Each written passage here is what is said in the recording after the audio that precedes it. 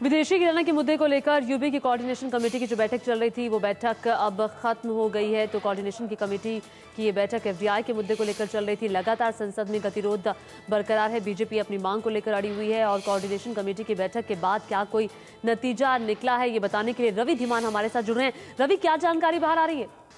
देखिए, जो संसदीय कार्य मंत्री कमलनाथ हैं, उन्होंने जो वहाँ पर सारे तमाम मीडिया के कर्मी हैं उनको बताया है कि जिस तरह जो कंसेंसस कल की ऑल पार्टी मीटिंग में निकला था वो ये था कि इस मुद्दे पर बहस जरूर होनी चाहिए। हालांकि इस बात को लेकर मामला तय नहीं हुआ था कि 184 के तहत इस पर बहस होनी चाहिए लोकसभा में या 193 के तहत होनी चाहिए। और कमलनाथ का यही कहना था कि वे इस मुद्दे को लेकर लोकसभा अध्यक्ष से मिलेंगे और उनके विवेक पर यह फैसला रहेगा कि वो किस धारा के तहत इस मुद्दे पर बहस को अपनी स्वीकृति देती हैं। सरकार की तरफ से संकेत यही आ रहे हैं कि सरकार वोटिंग कराने के लिए पीछे नहीं हटेगी अगर ऐसा मौका आता है। लेकिन जो संकेत मिल रहे हैं वो यही है कि इस मुद्दे पर जो सदन की ज्यादातर सदस्य थे वो बहस के पक्ष में थे और वोटिंग कराने के पक्ष में कम लोग थे। हालांकि प्रधानमंत्री ने इस बैठक के बाद कहा है कि उनके पास जरूरी संख्या बल है और संख्या बल को लेकर लोकसभा में अपनी संख्या को लेकर वे चिंतित नहीं है। यानी कि रवि, अब फैसला लोकसभा अध्यक्ष मीरा कुमार को करना है और अपने विवेक से ये फैसला करना है कि किस नियम के तहत सदन में चर्चा कराई जाए। तो यानी कि सारी चीजों को देखकर अब मीरा कुमार को ही फैसला करना है। जी देखिए, ये लोकसभा अध्यक्ष के विवेक पर है, उनके डिस्क्रिप्शन पर है कि जो नोटिस उनको मिलते हैं बहस कराने के, चर्चा कराने के, वो उनमें से किस पर संज्ञान लेती हैं, किसको अलाउ करती हैं, किसको अलाउ नहीं करती, किसको रिजेक्ट करती हैं। तो कमलनाथ की बैठक लोकसभा अध्यक्ष मीरा कुमार से होगी। सरकार की तरफ से सरकार की क्या प्राथमिकताएं हैं वे जरूर बताएंगे। और चूंकि यूपीए के सहयोगी दलों की बैठक हुई है, ऑल पार्टी सर्वदलीय बैठक हुई है, उसका मजमून भी वो लोकसभा अध्यक्ष के सामने रखेंगे और उसके बाद लोकसभा अध्यक्ष को ही आखिरी फैसला करना है कि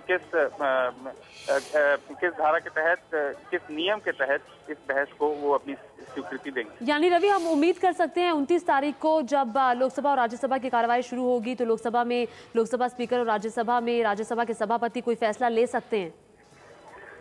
जी बिल्कुल, जिस तरह से घटनाक्रम चला है उस तरह से उम्मीद की जानी चाहिए कि इस मुद्दे पर सरकार अपना पक्ष लोकसभा अध्यक्ष के सामने रखेगी और उसके बाद वे फैसला लेंगी। लेकिन कब ये फैसला लिया जाएगा लोकसभा अध्यक्ष पर निर्भर करता है। और फिलहाल सरकार अपनी तरफ से अपनी स्थिति साफ कर रही है कि वो अब लोकसभा अध्यक्ष के साथ जब संसदीय कार्य मंत्री की बैठक होगी उसके बाद ही कोई फैसला लिया जाएगा।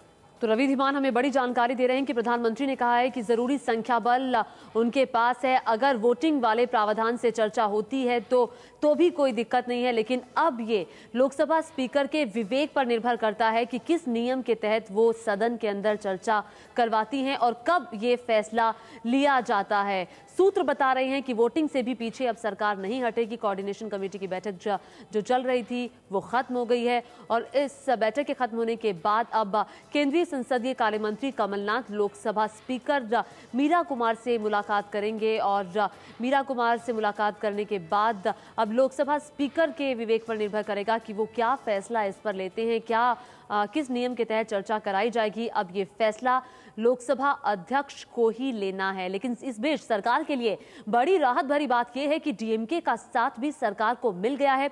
डीएमके ने यू टर्न ले लिया है एफडीआई के मुद्दे पर, जहां लगातार सरकार का विरोध कर रही थी। अब डीएमके प्रमुख करुणानिधि की तरफ से कहा गया है कि इस मुद्दे पर सरकार का साथ दिया जाएगा।